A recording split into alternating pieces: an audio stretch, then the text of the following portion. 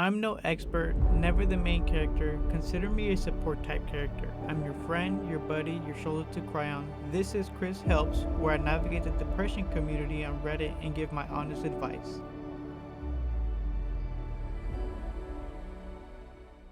Hello, everyone. I'm your host, Chris, and on this episode of Chris Helps, we're talking relationships, handling fear, and affirmation. I'm adding something a little different to this episode. After every post I read to give the cue of my honest advice, I will begin with "Here are my 2 cents." To start off the episode, our first post is titled, "I got broken up with for the millionth time and it always crushes me." I know breakups are hard, but that's not what I mean. When I get broken up with, I immediately have all these existential thoughts about how I'll never find anyone again, or what if that was the right person for me and I lost them. It is completely demoralizing and it makes me feel like there's nothing left. Even though I'm still a college student, it feels like there's no way to find someone that isn't on a dating app. Even if I did find someone, it would suck and I'd end up being left. I'm not really sure what to do from here. And here are my 2 cents. I'm going to start off by saying yes, breakups are demoralizing. I have this saying where if things don't happen the way you wanted it to be, then it probably wasn't meant to be. But also take the time to waste a moment. As contradicting as that may sound, what I'm trying to say is try, but also know your worth.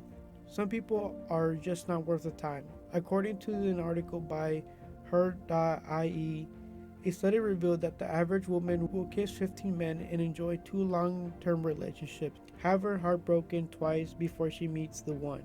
So don't give up. I would say it's normal.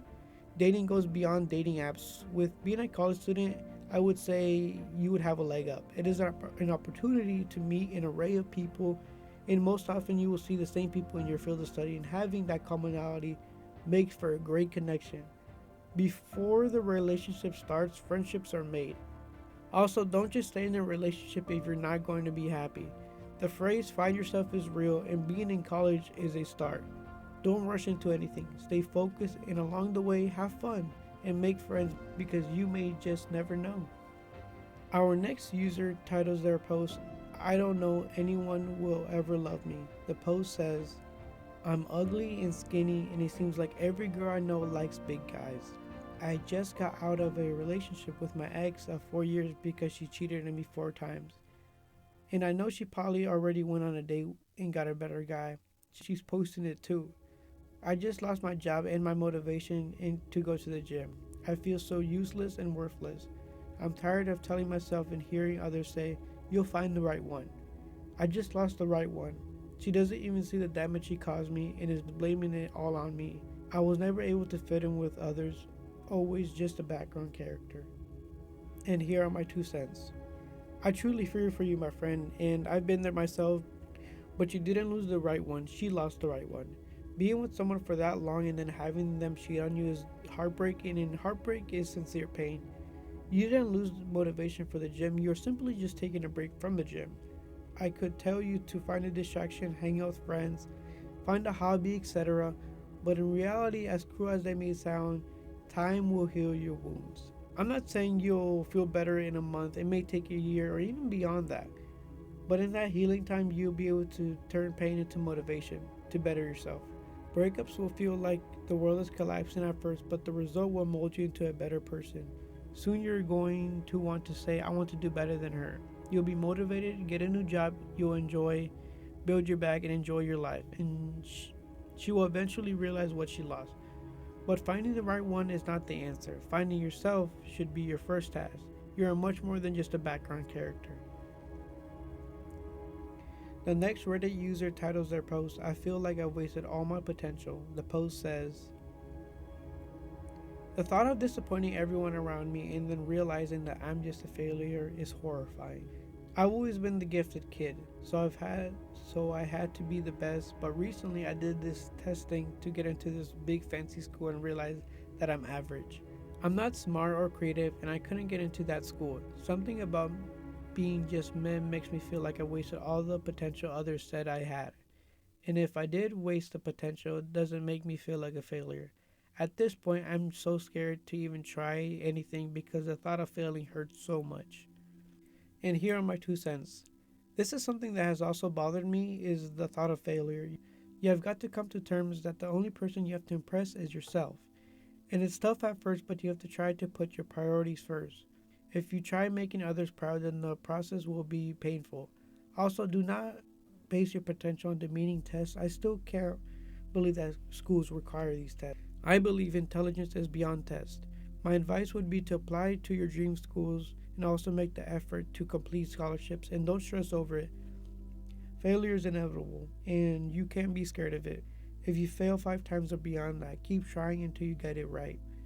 Failing to get into the dream school is just one step. Continue applying to schools until you get accepted.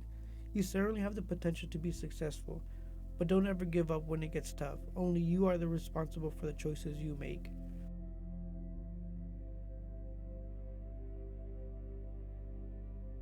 The next post is titled 23 Years Old and Hopeless, and the post says, I've been chasing my unrealistic goals for the last 6 to 7 years, thinking about it and working for it every day, and slowly I'm realizing it was all for nothing. It was already impossible from the start, but I tried anyway and failed. I don't care about anything now. I fought and I lost. All I want is reset now. Why do I write this stuff here?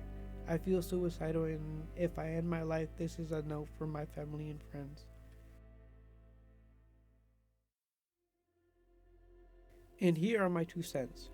Friend, you will live for years to come. I would say that whatever you're dealing with, I could tell that you are overwhelmed. You are writing this because you actually care dearly, and caring about your goals will get you far, trust me. But no goal is unrealistic, and please don't throw in the towel. Continue fighting. You didn't make it this far just to quit. Whatever it is you're trying to accomplish, it will take a great deal of patience. Some battles may result in a win or a loss, but take it and continue marching on. In the days you have off, embrace them as much as you can. Rest and continue forth with your goals. The final post for this episode is titled Constantly Daydreaming on How My Life Could Have Been Different. The post says, I spent most of my free time daydreaming on how my life could have been different. And not just that it drains my limited free time, but it also makes me feel sad to know there are so much things I can't change, that the time is lost and the damage is already done. I'm trying to stop daydreaming and it gives me comfort at first before making me damn sad.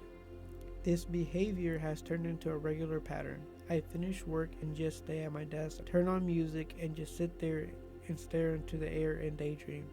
I have trouble sleeping, but eventually I do sleep. In the morning, my mood is usually better. It always gets worse when the day progresses, and so does the amount I daydream. I'm probably not the only one with this problem. I'm interested to know how others deal with this. Thank you for your time.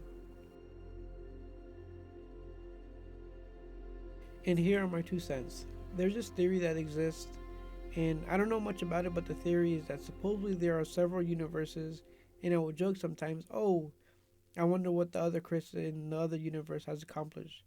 But this daydreaming sounds a little dangerous, at least in my opinion. And dangerous sounds a little harsh, but I just feel like the more you daydream, the more it has a negative impact on your mental health.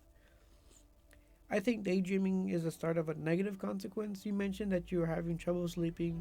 I also think daydreaming is making you lose focus in the present time because you are too focused on the past. I would suggest making a list of affirmations at the end of the day and making small goals in the morning, like making your bed, being on time to work, etc. The more attentive you are on this idea of what if, will probably give you a negative idea on life. Make today better than yesterday, my friend. And that was your episode of Chris Helps, your friend, your buddy, your shoulder to cry on.